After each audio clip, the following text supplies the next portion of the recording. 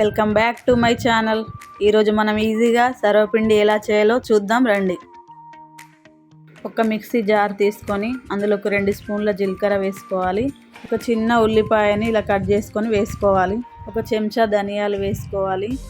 తర్వాత కొన్ని వెల్లుల్లిపాయలు పొట్టు తీసి వేసుకొని ఒక 4 పచ్చిమిర్చి వేసి బరకగా గ్రైండ్ చేసుకోవాలి.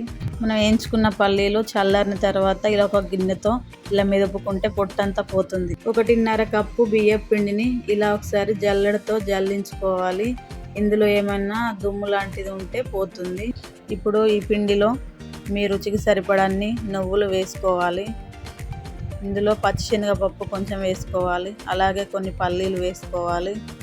అలాగే కొన్ని ఉల్లిపాయలు సన్నగా తరిగినవి వేసుకొని కొంచెం కరివేపాకు వేసుకోవాలి. తరువాత సన్నగా తరిగిన గుప్పెడు కొత్తిమీరని వేసుకోవాలి. దాని తర్వాత ముందుగా గ్రైండ్ చేసిన మిశ్రమాన్ని వేసుకోవాలి. ఇప్పుడు ఇందులో 2 చెంచాల ఉప్పును వేసుకొని 1 చెంచా కారం పొడి వేసుకోవాలి.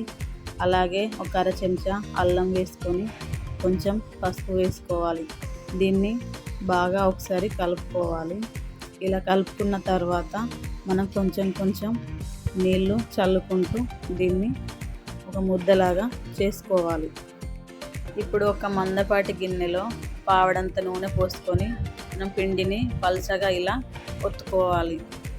ఇలా ఒత్తుకున్న తర్వాత దీన్ని మనం గ్యాస్ ఆన్ చేసుకొని పొయ్యి మీద మీడియం ఫ్లేమ్ మీద బాగా ఉడికించుకోవాలి. ఇప్పుడు ముందులాగే ఇంకో గిన్నె తీసుకొని నూనె పోసుకొని ముందులాగే పిండిని ఒత్తుకొని గ్యాస్ పై పెట్టాలి. 5 నిమిషాల తర్వాత సర్వపిండి క్రిస్పీగా ఉడికిందా లేదా అని మూత తీసుకొని చూడాలి. ఇప్పుడు ఎర్రగా కాలిన సర్వపిండిని ఒక గిన్నెలో తీసుకోవాలి.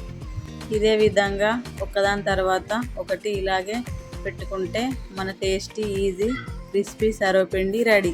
ప్రతిరోజు కొత్త రుచులు మీ ముందుకు రావాలంటే మా ఛానల్ని సబ్స్క్రైబ్ చేసి సపోర్ట్ చేయండి. Thank you for watching.